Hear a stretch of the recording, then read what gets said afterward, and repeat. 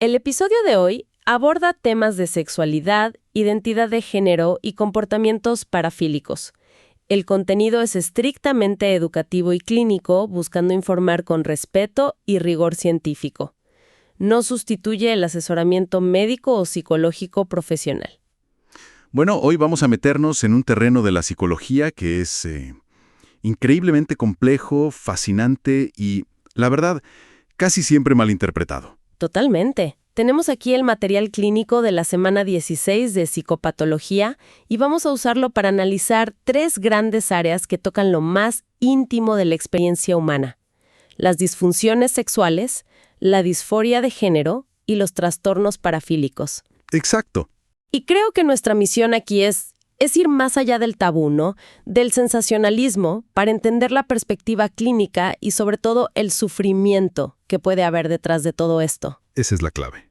El sufrimiento. Empecemos entonces por algo que las fuentes escriben casi como un cortocircuito entre la mente y el cuerpo: las disfunciones sexuales. Ajá. Si la respuesta sexual fuera una orcasta, aquí es como si un instrumento de repente desafinara. A veces es el deseo, otras la excitación o el orgasmo. Y lo que sugieren los textos es que muchas veces el problema no está en el instrumento, sino en la mente. Esa analogía es perfecta, de verdad, porque ilustra el punto central. Clínicamente, esto se agrupa en los manuales diagnósticos que son como nuestra guía, bajo códigos como el F52. ¿El F52? Sí. Y lo más interesante de esa etiqueta es lo que implica en la práctica. Es una señal para el clínico que le dice: ojo, antes de asumir que todo es psicológico, asegúrate de que no haya una causa física. Ah, claro. Es un protocolo de seguridad, Fundamental. para no terminar tratando con terapia de pareja, por ejemplo, un problema hormonal. Claro, es como primero hay que descartar que el violín no tenga una cuerda rota antes de culpar al violinista. Exactamente. Y una vez que se confirma que el problema no es orgánico, los textos mencionan todo un abanico de posibles causas psicológicas. Muchísimas. Hablan de problemas de pareja, infidelidades, el estrés de tener un hijo, la ansiedad por el desempeño o incluso una educación sexual muy represiva. O sea, que puede venir de cualquier lado. De cualquier lado, y fíjate que además tienden a crear un círculo vicioso. ¿Cómo es eso? Pensemos en la disfunción eréctil. Un hombre puede tener un episodio aislado por estrés, por cansancio, algo totalmente normal. Ajá. Pero si ese episodio le genera una ansiedad tremenda sobre su rendimiento a futuro, Ajá. esa misma ansiedad puede provocar que el problema se repita. La mente preocupada por el fallo termina causando el fallo. Justo.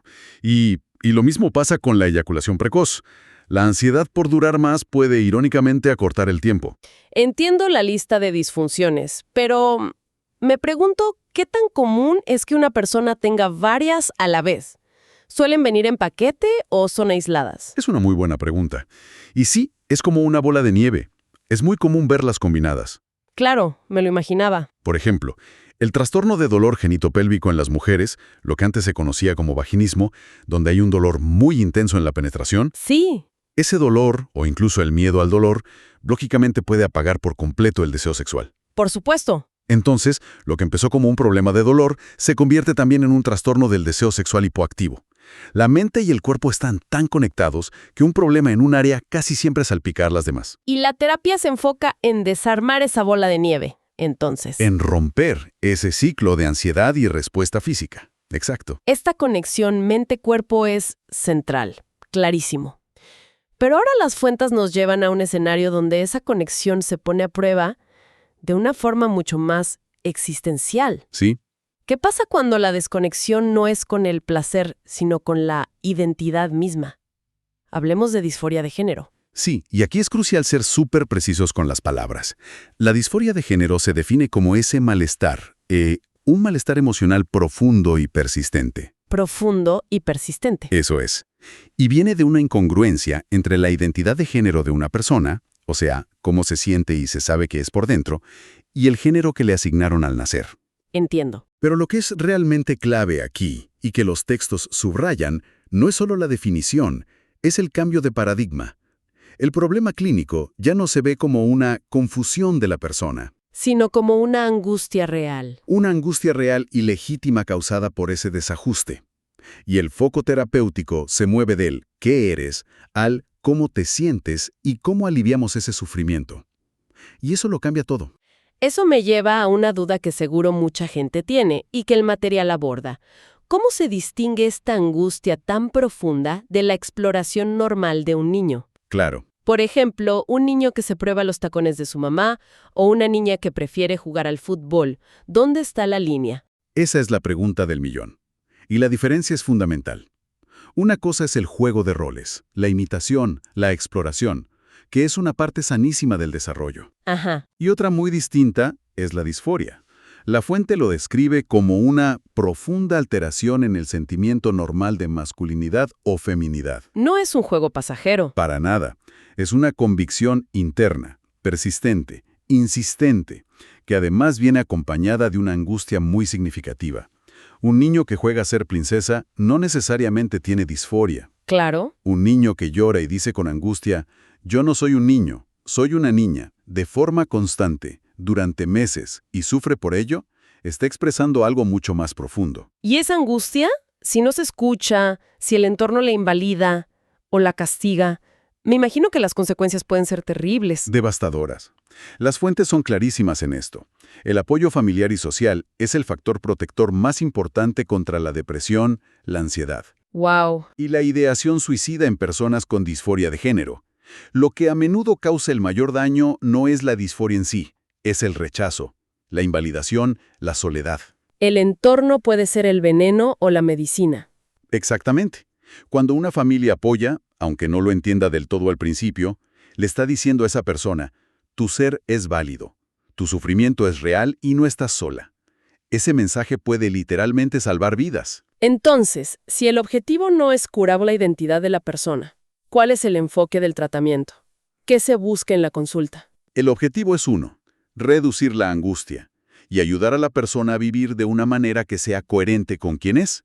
Es un proceso de afirmación, nunca de conversión. Afirmación. Y las herramientas son variadas, porque cada camino es único.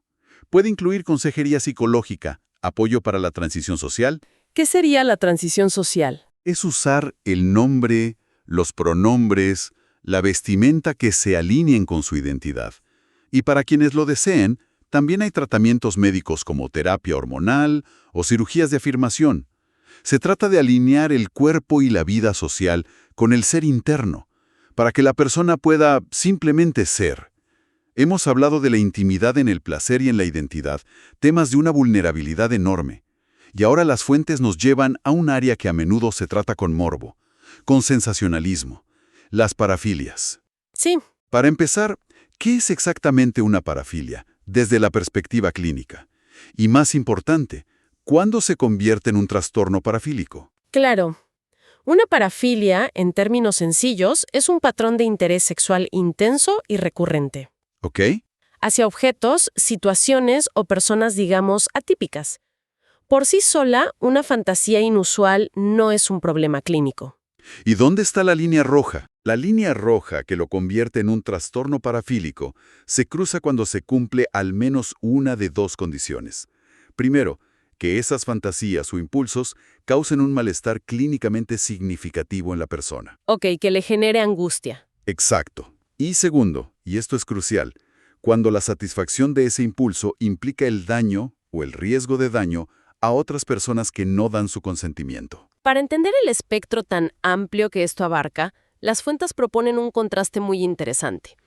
Por un lado mencionan algo como el masoquismo que la cultura pop ha puesto en la mesa con 50 sombras de Grey. Sí, ese es un buen punto de partida. El masoquismo sexual implica obtener excitación al ser humillado, atado o sometido a algún tipo de sufrimiento. Ajá. En el ejemplo cultural que mencionas, se presenta como una práctica consensuada entre adultos, lo que se conoce como BDSM. Desde el punto de vista clínico, mientras sea consensuado, seguro, y no genere angustia incontrolable, no es un trastorno. ¿Y cuándo sí lo es? Se convierte en un trastorno de masoquismo sexual cuando la persona siente una angustia abrumadora por tener esos impulsos, o cuando los actúa de forma que se pone a sí misma en un peligro real no controlado. ¿El consentimiento y la ausencia de angustia son la clave? Son la clave. Y en el otro extremo del espectro, completamente opuesto, las fuentes mencionan actos que son inherentemente dañinos, Criminales. donde el consentimiento es imposible. Exactamente. Aquí es donde la conversación deja de ser sobre preferencias atípicas y se adentra en un terreno mucho más oscuro y legal. Claro. Los textos mencionan ejemplos como la necrofilia, que es el interés sexual por los cadáveres, o la zoofilia, el interés sexual hacia los animales. Ahí no hay posibilidad de consentimiento. Ninguna. Por su propia naturaleza no existe. Son actos que causan un daño profundo y cruzan una línea ética, social y legal, inequívoca. Y supongo que en esa categoría de falta de consentimiento también entran otros trastornos que se mencionan, como el voyerismo o el exhibicionismo. Sin duda. El voyerismo es la excitación que se obtiene al observar a una persona desprevenida que está desnuda o en una actividad íntima. ¿Y el exhibicionismo? Es la exposición de los propios genitales a un extraño que no lo espera. En ambos casos, el núcleo del trastorno no es el acto en sí, sino la violación del espacio, la intimidad y la seguridad de la otra persona. ¿La excitación viene del shock de la víctima? Viene precisamente de la sorpresa, del shock o del miedo de la víctima. Por eso son trastornos que no solo causan malestar al individuo, sino que directamente agreden a otros. Tocar estos tres temas, disfunciones, identidad, deseo, revela una vulnerabilidad humana inmensa. Y esto me hace pensar en la enorme responsabilidad del profesional que escucha estas historias en la intimidad de una consulta. Ujú. Sí.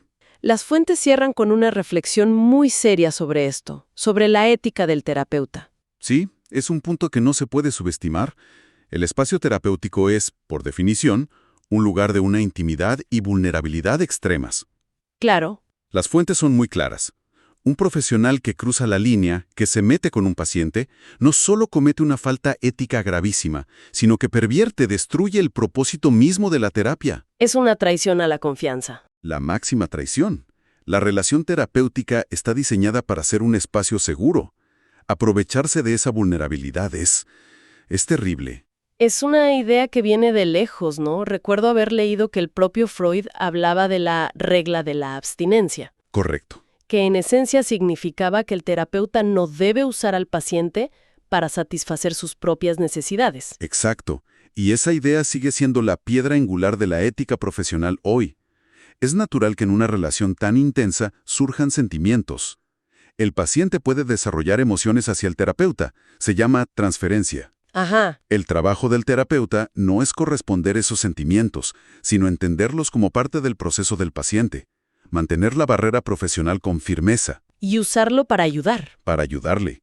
La confianza de la que depende todo se basa en la certeza absoluta del paciente de que ese espacio es seguro y nunca será explotado. Bueno, para recapitular, lo que hemos desglosado hoy es que las disfunciones sexuales a menudo nacen de esa danza compleja entre mente y cuerpo. Donde la ansiedad puede ser el peor enemigo. Que la disforia de género no es una confusión, sino una condición real de sufrimiento que requiere apoyo y afirmación. Absolutamente. Y que las parafilias existen en un espectro enorme, que va desde lo atípico y consensuado hasta lo criminal y profundamente dañino. Y todo esto nos deja con una idea fascinante para reflexionar. Una pregunta que las fuentes dejan abierta. A ver, las normas sociales sobre lo que es normal en la sexualidad y la identidad cambian constantemente. Pensemos en esto. Hace apenas unas décadas, la homosexualidad estaba clasificada en estos mismos manuales como un trastorno mental. Hoy nos parece una locura, un prejuicio disfrazado de ciencia.